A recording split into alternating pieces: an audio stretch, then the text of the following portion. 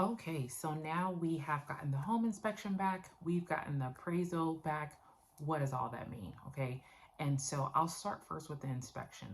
Oftentimes, there are three categories on the inspector's report: things that are health and safety, meaning, something is a hazard to one's health, and that definitely probably needs to be fixed. There are things that may be normal wear and tear, and there may be things that look pretty okay, right?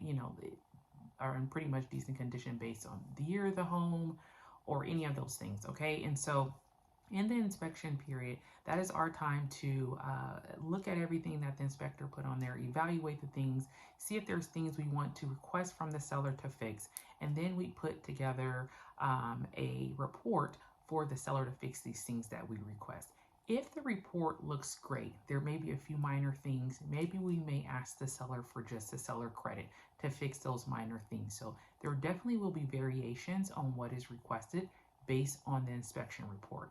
Now, on the appraisal side, our desire is that the appraisal always matches what the home is listed at, right? And so there may be times where the appraisal may come in lower than what the home is listed at, and there may be times where it comes in higher than what the home is listed at. So if the appraisal comes in lower than what the home is listed at, well, then at that point, we are going back to the seller to say, hey, there's a possibility that this home is not being listed at where the appraisal, I'm sorry, the appraisal is not coming in where you guys have listed the home. Is the seller open to dropping the price? That's one option, okay? If the home is coming in higher in value than what the home was listed at, then great news.